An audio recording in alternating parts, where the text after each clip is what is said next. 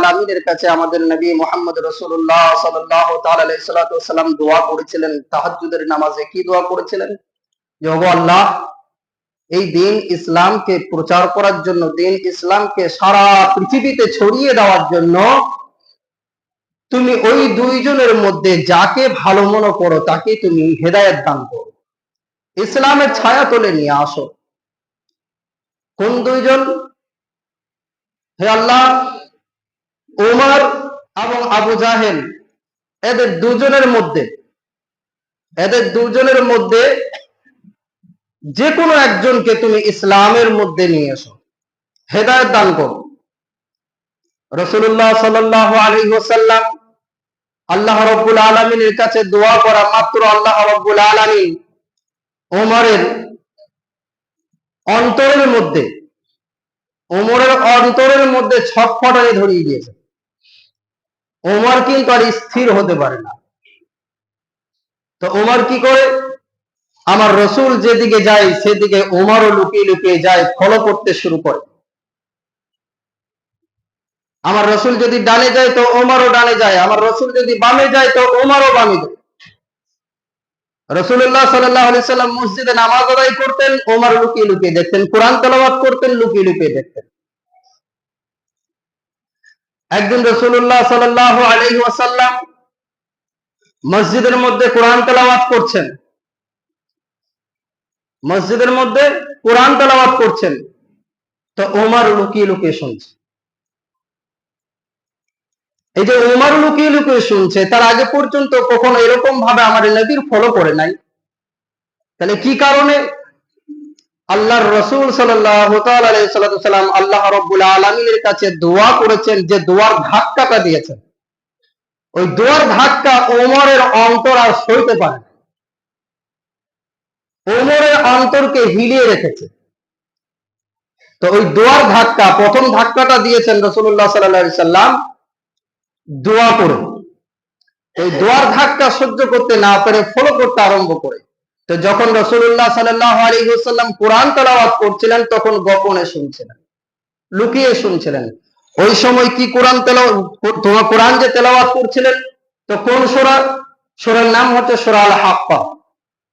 সূরার নাম সূরা আল হাক্কা। 29 নম্বর পারায় সেই সূরা লিপিবদ্ধ আছে। যখন রাসূলুল্লাহ সাল্লাল্লাহু আলাইহি ওয়াসাল্লাম তেলাওয়াত করছেন, আল হাক্কাতু মাল হাক্কা ওয়া মা আদরাকা মাল হাক্কা, ওমর লুকিয়ে লুকিয়ে শুনছে। আর রাসূলুল্লাহ সাল্লাল্লাহু তাআলা আলাইহি সাল্লামের কণ্ঠস্বর এত মধুর্য ছিল, এত সুন্দর ছিল, পৃথিবীর কোন কারি সাহেবের সঙ্গে তুলনা করা যাবে না। আমরা এক কথায় কারি আব্দুল বাসিত বললে কিন্তু জেনে যাব, বিশ্বব্যাপী কারি। তো আমার রসুলের কণ্ঠ, আমার রসুলের তেলাওয়াত কি কারি আব্দুল বাসিতের মতো ছিল? না। কারি আব্দুল বাসিত কেন, পৃথিবীর কোন কারির সঙ্গে আমার রসুলের তেলাওয়াতের তুলনা করা যায় না।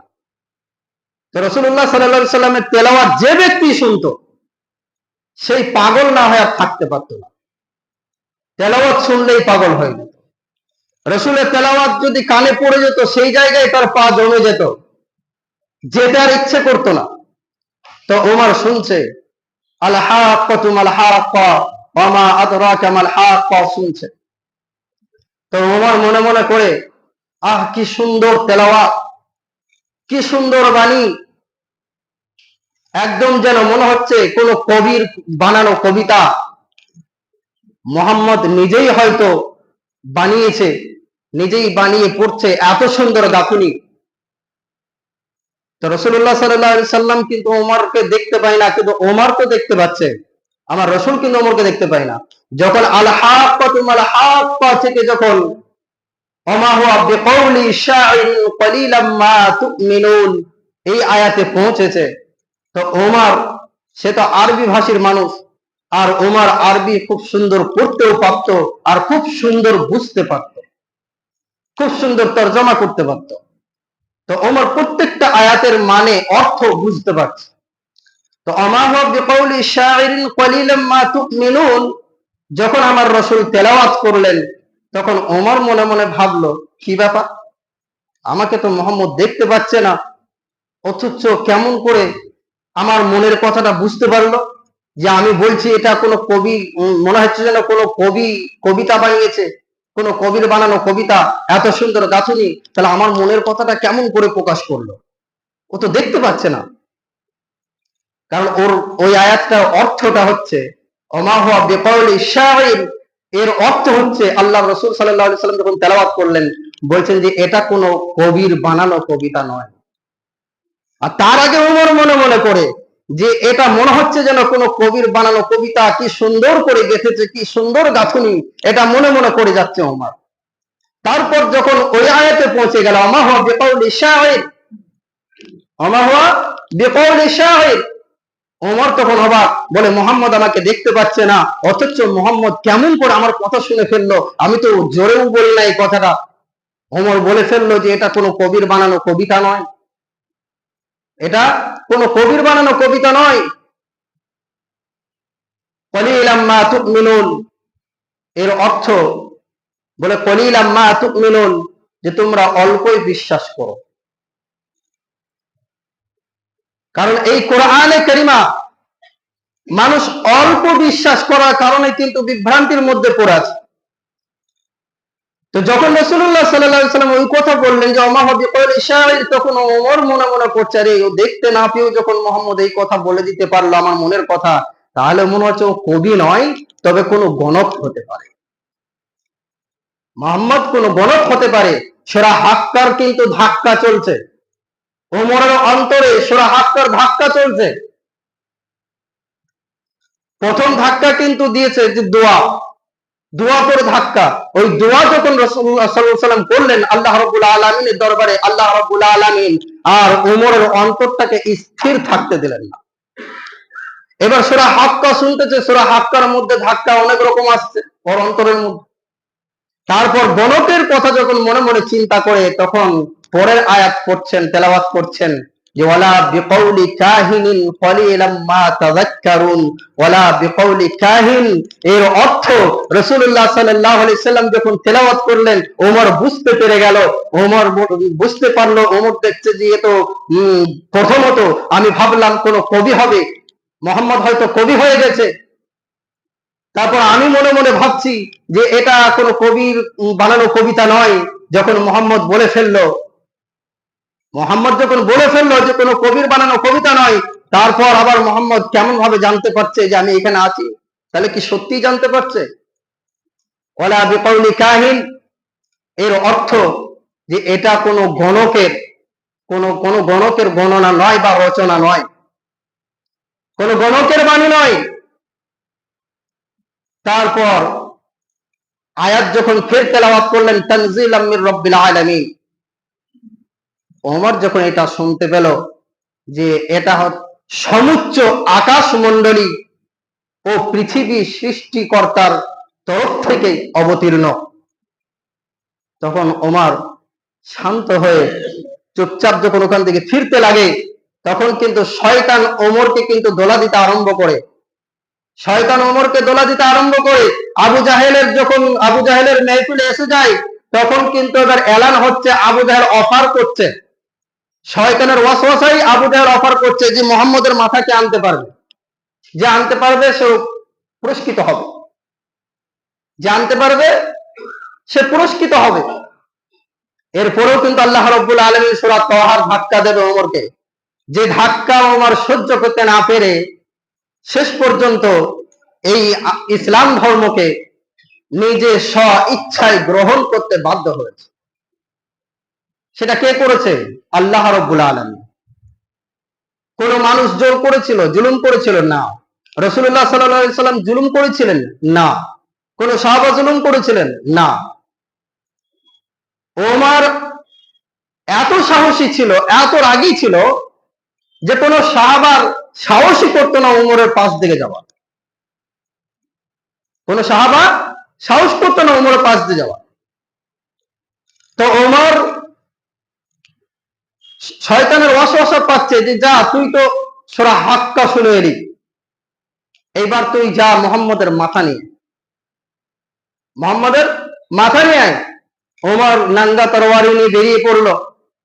রাসূলুল্লাহ সাল্লাল্লাহু আলাইহি ওয়াসাল্লামের মাথা নেওয়ার জন্য। তো পথিমধ্যে একজনের সঙ্গে সাক্ষাৎ।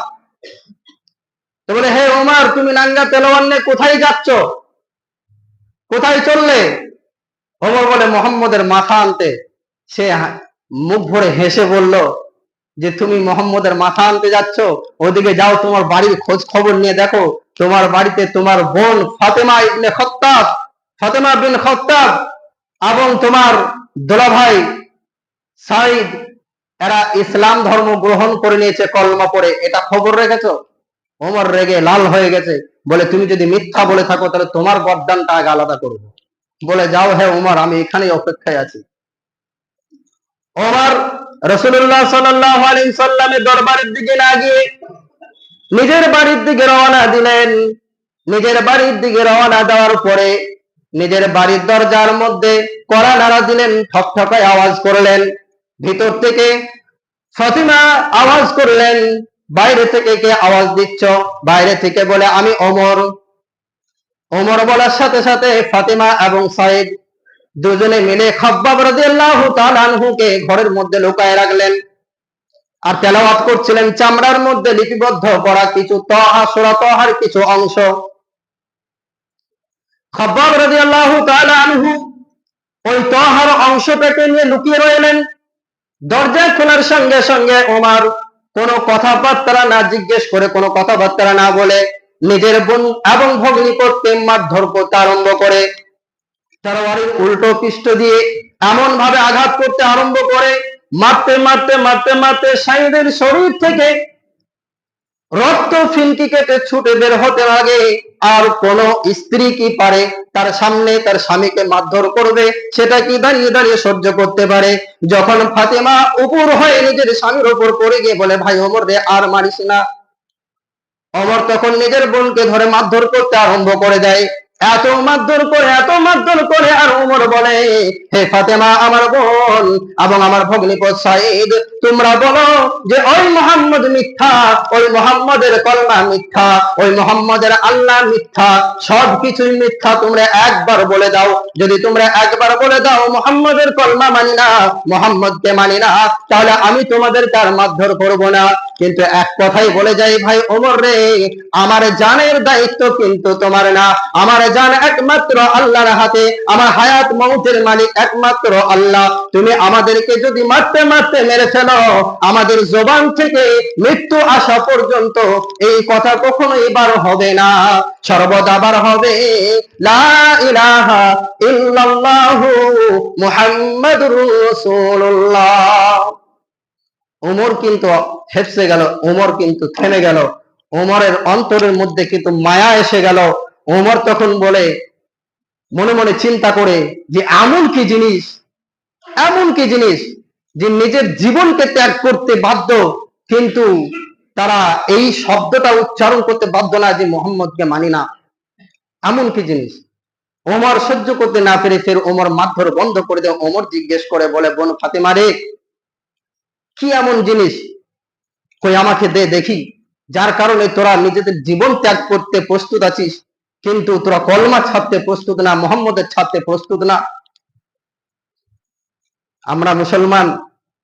আমরা মুসলমানের ঘরে জন্মগ্রহণ করেছি। আল্লাহ রাব্বুল আলামিন আমাদেরকে ইসলাম ওয়ালার ঘরে, মুসলমানের ঘরে পাঠিয়েছে, কলমা ওয়ালার ঘরে। কিন্তু আমরা আজ কলমা থেকে কত দূরে আছি, ওমরের মতো একটা কুখ্যাত কাফের, যার অন্তর পাথরের চেয়েও বেশি শক্ত, তার অন্তর মোমের চেয়েও নরম হয়ে গেল, আর আমরা দিনের দিন শক্ত হয়ে চলেছি। নাউজুবিল্লাহ। ওমর যখন ফাতিমাকে জিজ্ঞেস করে, এমন কি জিনিস যা দ্বারা তোমরা এতটা পাগল হয়ে আছো মুহাম্মদের উপরে, মুহাম্মদের কলমার উপরে, তখন ফাতিমা বলে, ইন্নাকা রাজিস্তু লা ইয়ামাসসুহু ইল্লাল মুতাহহারুন, লা ইয়ামাসসুহু ইল্লাল মুতাহহারুন। ফাতিমা বলে, ভাই ওমর রে, তুমি এই অবস্থায় ওই পবিত্র কালামুল্লাহ শরীফের আয়াতখানা হাতে স্পর্শ করতে পারো না, যাও তুমি পবিত্র হয়ে এসো, গোসল করে পবিত্র হয়ে এসো, তারপর তোমার হাতে তুলে দিচ্ছি। ওমর সঙ্গে সঙ্গে গোসল করে পবিত্র হয়ে যায়। পবিত্র হয়ে ফিরে বলে, বলে ফাতিমা রে কই নিয়ে আমার হাতে দেই। তখন ফাতিমা ঘরের ভিতরে এসে খব্বাব রাদিয়াল্লাহু তাআলা আনহুর হাত থেকে নিয়ে সেই চামড়ার টুকরাটা নিলেন, যার মধ্যে লেখা ছিল তাহা মা আনজালনা আলাইকাল কুরআনা লিতাশকা তানজিলাম মিম্মান খালাকাল আরদা ওয়াস সামাওয়াতিল উলা তানজিলাম মিম্মান খালাকাল আরদা ওয়াস সামাওয়াতিল উলা। ওমর যখন নিজে পড়ে দেখলো তানজিলাম মিম্মান খালাকাল আরদা ওয়াস সামাওয়াতিল উলা, ওমর ভালোভাবে বুঝতে পেরে গেল এই জায়গার মধ্যে তার অর্থটা ছিল যে সমুচ্চ আকাশমণ্ডলী এবং এই পৃথিবীর সৃষ্টিকর্তার নিকট হতে অবতীর্ণ কি এই কোরআন সমুচ্চ আকাশমণ্ডলী এবং পৃথিবীর সৃষ্টিকর্তার নিকট হতে অবতীর্ণ। ওমর সঙ্গে সঙ্গে কাঁদতে আরম্ভ করে আর জিজ্ঞাসা করে বলে যে রাসূলুল্লাহ সাল্লাল্লাহু আলাইহি সাল্লাম এখন কোন জায়গায়? আমি রাসূলের দর্শন করতে চাই, রাসূলের সঙ্গে সাক্ষাৎ করতে চাই। খব্বাব রাদিয়াল্লাহু তাআলা আনহু বললেন যে হে ওমর, যদি তুমি দেখতে চাও তাহলে যাও ওই পাহাড়ের উল্টো দিকে চলে যাও, সেখানে রাসূলুল্লাহ সাল্লাল্লাহু আলাইহি সাল্লাম নিজের সাহাবাদের সঙ্গে আছে। ওমর ওই তরবারি হাতে নিয়ে ছুটতে আরম্ভ করে, পিছনে খব্বাব রাদিয়াল্লাহু তাআলা আনহু অনেকটা দূরে এবং ফাতিমা এবং ভগ্নিপত সাইদ অনেকটা দূরে। যখন কাছাকাছি হয়ে এসছে, রাসূলুল্লাহ সাল্লাল্লাহু আলাইহি সাল্লামের সাহাবা আপন চাচা আমির হামজা রাদিয়াল্লাহু তাআলা আনহু দেখতে পেয়ে বলেন, রাসূল গো, ওমর নঙ্গা তরবারি হাতে নিয়ে চলে আসছে এদিকে, এখান থেকে এই জায়গা ছেড়ে আমাদের পালিয়ে যাওয়া উচিত। রাসূলুল্লাহ সাল্লাল্লাহু আলাইহি সাল্লাম বললেন, হে আমার সাহাবারা, হে আমার চাচা হামজা, আপনারা শহীদ হয়ে যান, ওমরকে আসতে দিন।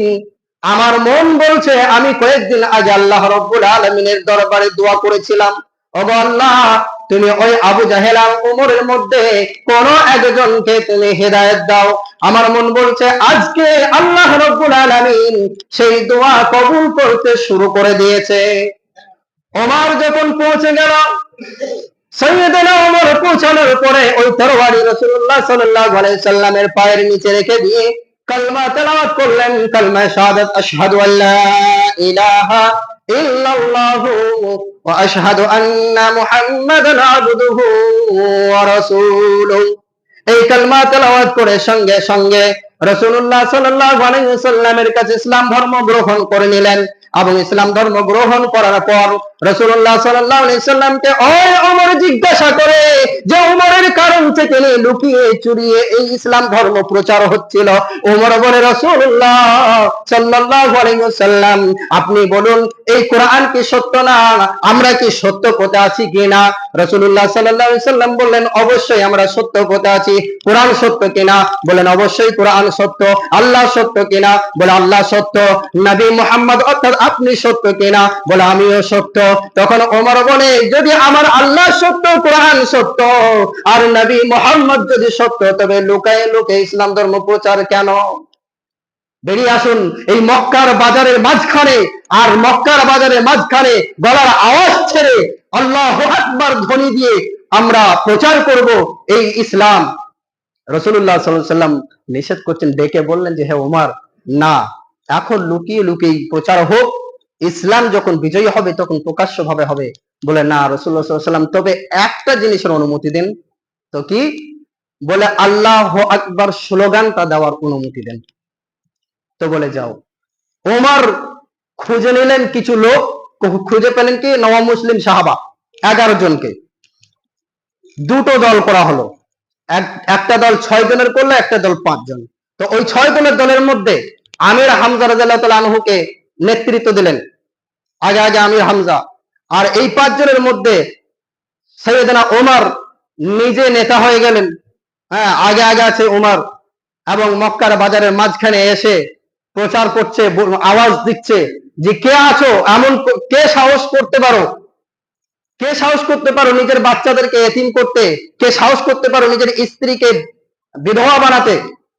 যদি সাহস থাকে এসো, আজ আমি ওমরকে ঠেকিয়ে দাও, ওমরকে আটকিয়ে নাও। কিসের জন্য? আল্লাহ আকবার স্লোগানটা দেওয়ার জন্য। আটকে নাও যদি পারো। তারপর আল্লাহ আকবার যখন স্লোগান শুরু করে আবু জাহেলের কানে পড়ে, উতবার কানে পড়ে, সাইবার কানে পড়ে, ওরা মনে মনে করে কি ব্যাপার, আমাদের অনুমতি ছাড়াই এই ধ্বনি, এই স্লোগান কে দিতে পারে? যখন সর্বপ্রথম বেরিয়ে আসে আবু জাহেল, বেরিয়ে এসে যখন দেখে সামনে ওমর, ওমরকে যখন দেখে নিয়ে আবু জাহেল তখন আর 1 সেকেন্ড দাঁড়ায় নাই, মাত্র এক ছুট। ফের উতবা যখন দেখে সেও এক ছুট, সাইবা যখন দেখে সেও এক ছুট। তারপর প্রকাশ্যভাবে ইসলাম ধর্ম প্রচার হতে আরম্ভ হয়। আমার বলা উদ্দেশ্য এটাই যে ওমরের মতো কুখ্যাত একজন শক্ত দিলের মানুষ, যে কাফির ছিল, মুশরিক ছিল, যে কাফির ছিল, তার অন্তরকে এই কোরআন গলিয়ে দিয়েছে। আমরা এমন কি মানুষ, তাহলে আমাদের অন্তরে কি পুরোপুরি ভাবে শয়তান বাসা বেঁধে নিয়েছে, যার কারণে কোরআনের আয়াত আমাদের অন্তরকে ভিজাতে পারে না? নাউজুবিল্লাহ মিন যালিক। আমার বলার উদ্দেশ্য এতটাই যে এই কোরআনে কারিমা, এই ইসলাম, এই দাড়ি টুপি, এই মসজিদ, মাকতাব, খানকা, মাদ্রাসা এমনি এমনি আসে নাই। অনেক কষ্টের পরে, অনেক মেহনত মুজাহিদার পরে আমাদের কাছে এসেছে। আজ আমরা এর থেকে দূরে সরে আছি। আল্লাহ রাব্বুল আলামিন কোরআনের মধ্যে যেটা বলেছেন, আল্লাহ রাব্বুল আলামিন কোরআনের মধ্যে সূরা তাহার মধ্যেই বলেছেন যে আমি তোমাকে কষ্ট দেওয়ার জন্য এই কোরআন অবতীর্ণ করিনি। আমরা কি মনে করি যে এই কোরআন শিক্ষা করলে, কোরআনের হুকুম অনুযায়ী চললে, কোরআনের কথা মতো চললে আমাদের কষ্ট হবে? না, কোরআনের কথা মতো যদি চলতে পারি, কোরআনের হুকুম অনুযায়ী যদি চলতে পারি, তো তার থেকে আরাম আর কিছুতে নেই, তার থেকে শান্তি আর কিছুতে নেই। আমার বলার উদ্দেশ্য এতটাই। আমি সকলকে অনুরোধ করব যে যারা আমরা কোরআন তেলাওয়াত জানি না, কোরআন তেলাওয়াত করার, কোরআন শিক্ষা করার চেষ্টা করব এবং সেই কোরআন মোতাবিক চলার চেষ্টা করব। নিজেরা এবং নিজের বাড়ির ছেলে মেয়ে সকলকেই আমরা উপদেশ দেব বলে ইনশাআল্লাহ তাআলা। ওয়া আখির দাওয়ানা আলহামদুলিল্লাহি রাব্বিল আলামিন। আসসালামু আলাইকুম ওয়া রাহমাতুল্লাহ।